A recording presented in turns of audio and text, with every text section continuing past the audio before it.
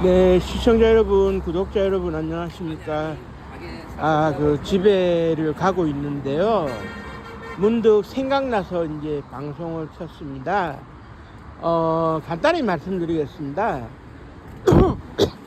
이번에 계엄 사태에서 국회를 장악을 하고 국회의원들을 끌어내라 라는 지시를 받았다고 이제 실토한 곽종근 중장이 이끄는 부대가 특수전사령부고, 예하의 가장 강력한 전투력을 발휘한다는 707 특임단이 단장이 대령인데, 이제 헬기 공수를 해가지고 이제 병력들을 실어 날랐어요.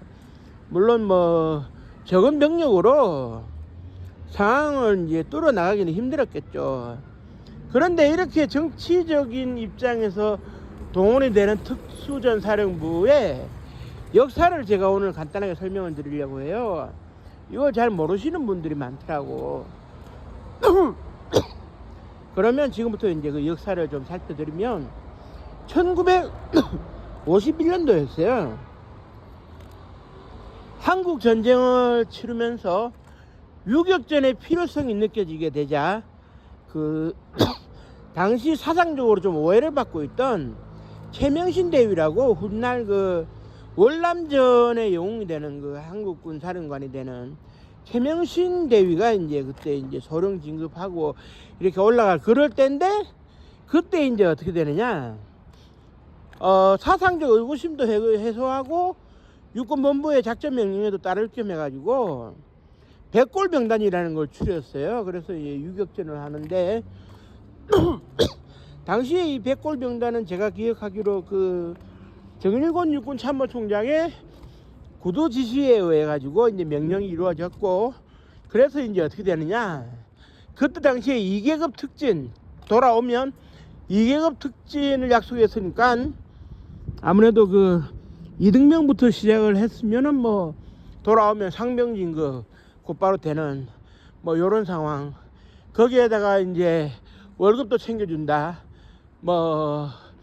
훈장도 줄 수 있다, 이런 기타 등등의 그런 사상 발림이 있었어요. 다만 이제 임무 수행 기간은 한정이 없을 뿐만 아니라 언제 죽을지 모르는 전쟁터인데, 어쨌든 담대하게 말이지 한번 멋지게 살아보겠다는 사람들은 지원을 많이 했어요. 그런데 이제 이 사람들이 갔다 오니까 월급도 그렇고 뭐라 그래야 될까요? 2계급 특진 이런 것도 없이 오로지 이 사람들에게 돌아온 거는 뭐였느냐, 입대영장이었어요. 입대영장. 군에 입대하는, 한국전쟁의 기록이 남아있질 않으니까 일부러 안 남겼는지는 모르지만, 그런데 이들의 성과가 얼마나 대단했냐면, 미군이 유엔군 사령부를 꾸리고 있을 때 미 8군 사령관이 극찬할 정도였어요. 이런 유격 부대는 본 적이 없다고. 그래 이제 백골병단이 한국전쟁을 끝으로 해체가 되고 뿔뿔이 흩어졌는데, 이후 이런 유격전을 지속할 수 있는 부대가 필요하다는 판단에 따라 가지고 1957년도 그때 정일권 장군하고 군번 1번이죠. 영원한 군번 1번 이형근 장군이 번갈아가면서 참모총장을 맡고 있을 때 부대를 하나 만들어 보자. 그래서 미국에 시찰을 갔는데, 시찰을 딱 가니까 미국에는 특수전을 지휘하는 부대하고 공수사단, 그러니까 공수강화 낙하를 하는 사단이 따로 이제 구성이 되어 있는 거예요. 그런데 이게 이제 58년도 백선엽 장군이 두 번째 참모총장을 맡을 때 이걸 어떻게 해야 되나 고민을 했는데, 예산이 워낙 부족하니까 만들기는 만들어야 되겠다. 그래서 어떻게 되느냐, 공수특전단이라는 이름으로 얼버무렸어요. 공수 분야와 특전 분야를 같이 하겠다. 예산이 없어가지고. 그래가지고 이제 공수 강화의 특성상 넓은 계알지가 필요하다 그래가지고 이제 지금의 1공수 여단자리 김포 그 짝에 이제 자리를 잡았는데, 당시에 이제 육군본부에서 발령낸 사람이 한국 전쟁 때 이제 맹활약을 한 바 있었던 그 당시에 그 백문호 대령을 이제 초대 단장으로 해가지고 이제 이끌었어요. 그런데 이제 58년도에 공수특전단이라는 이름으로 부대를 창설하고 보니 어떤 일이 벌어지느냐. 군대에서 잘 대접을 못 받고 진급도 좀 기대하기 어려웠을 그런 그 소위 그런 그 나는 튀는 군 생활을 해야만 성공할 수 있겠다고 하는 사람들이 제다 모인 거예요. 그때 당시에는 진급의 가장 필요적인 조건이 뭐였냐면 그 최전선 그 소대장, 중대장, 대대장으로 가는 이런 코스였는데 그거에 못 미칠까 싶은 사람들이 다 죄다 공수단으로 와버린 거예요. 그래서 와서 보니까는 이제 유명한 사람이 누가 있었느냐, 그 전두환 전 대통령 그리고 차지철 전 그 대통령 경호실장 그리고 12.12를 전두환 씨하고 함께 하게 되는 장기호, 최태창 이 사람들이 이제 그때 왔던 거예요. 뭐 별 수 있겠습니까? 야전에서는 인정도 못 받고 하니까네 공부도 시원찮았고 몸으로나 때우자. 더군다나 차지철 씨 같은 경우는 6사 12기 시험마저 떨어진 상태였기 때문에 학도병 경력을 인정받아가지고 포병 간부 그 지원만 하면 다 받아주던 포병 간부 출신이거든요. 그러니까 진급이 상당히 더 더딜 수밖에 없는데 대위로 일단 진급을 하게 되자 공수단에 왔던 거예요. 그래 이제 공수단에 왔는데 그 이후에 이제 그 어떤 그 변화를 맞게 되느냐면 58년도에 이 네 사람이 최초로 미군 그 포트 베닝 기지의 레인저 코스에 그 이제 6.25 훈련을 받으러 가가지고 태권도의 그 변화무쌍함과 용맹함을 선보였다가 미군 관계자로부터 극찬을 받고 거의 뭐 따봉이라는 이런 소리를 들어가면서 그 우산 그 성적으로 훈련을 마친 기회. 그래서 한국군은 정말 대단하다. 이런 태권도 같은 이런 그 무예가 있어야 야전에서 그 뭐냐 그 정글이나 이런 그 그런 그 유격전 이런 데서 이 그 게릴라전에서 쓸모가 있겠다. 그래가지고 태권도 교환도 파견하고 이제 그랬었거든요. 그러다가 1961년도 645기였던 그 박치옥 대령이 공수단장으로 갔을 때 5.16이 일어납니다. 그런데 이제 박치옥 대령은 5.16에 깊숙이 개입해 있었고, 그래 이제 그날 그 저기 특전감이 이제 그 별 하나인데 왔어요. 병력 출동을 하지 말아 달라고. 그런데 이때 모든 책임은 내가 지고 나를 총으로 쏴 죽여도 좋다 해가지고 차지철 대위가 어떻게 되느냐, 도끼로 그 탄약고 문을 부수고 무장을 시켜가지고 그냥 간 거예요. 서울로 들어간 거예요. 그래 그때부터 이제 그 소위 정치적인 그런 군대 역할을 시작을 하게 되는데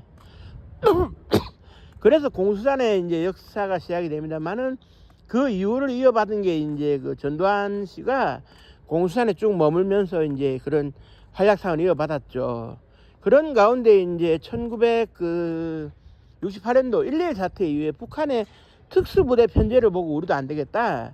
그래서 이제 그 특수전 사령부를 하나 새로 만들자 해서 1971년인가요? 그때 이제 특수전 사령부를 만들게 되죠. 그래 이제 조천성 장군이 초대 사령관이 되는데 그 이후에 그 1공수, 3공수, 5공수를 쭉 만들어 가다가 1974년도에 7공수와 9공수가 추가로 이제 부대가 이제 탄생을 하게 되죠. 그래서 이제 전두환 장군이 그때 1공수 여단장을 하고 있을 텐데 자기 동기들을 설득해가지고 박정희 대통령에게 충성심을 보여주는 길이다 해가지고 저기 정호용 장군이 7공수, 노태우 장군이 9공수 역할을 여단장 역을 맡도록 했고요.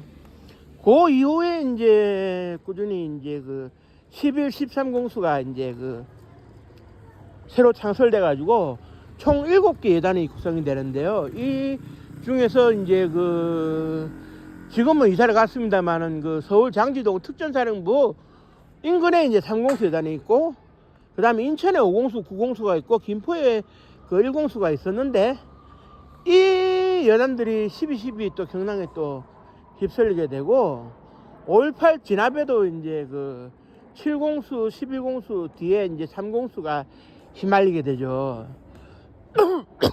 그런데 이제 근원적으로 휘말릴 수밖에 없는 이유가 참모총장이 명령을 내리면 얼마든지 그 병력 동원이 가능한데 참모총장은 대통령 직속이니까 대통령 명령이면 이게 다 되는 거예요. 이게 무슨 말이냐? 한국군에 대한 작전지휘권은 미 8군 사령관 겸 유엔군 사령관 겸 한미연합사 사령관에게 있습니다. 이 미군 대장이 이제 세 개의 보직을 같이 이제 공동 점유를 하고 있는데 공하나를 이제 점유를 하고 있는데 이 사령관이 쉽게 말해서 이제 이 최고 사령관이 이제 부대 이동의 명령을 내려주지 않으면 일개 중대도 이제 그 일개 소대도 이제 전투 병력으로 출동하기는 어려워요. 그런데 이제 한미 협정에 따라 가지고 어떻게 되느냐? 특수전사령부만 예외적으로 이제 그 저기 용산에 있는 미 8군 사령부 작전권을 맞는다. 그래서 이제 한국군이 독자적으로 참모총장과 곧바로 이제 대통령으로 올라가는 작전지휘권을 인정받는다. 그래가지고 대통령이나 기염사령관이 결심하면 곧바로 출동해야 하면 무장하고 출동할 수 있는 겁니다. 그리고 경보병이기 때문에 그 소총 한 자루 올려매고 실탄 들고 그걸 이제 그 뛰어가면 그만인 거예요.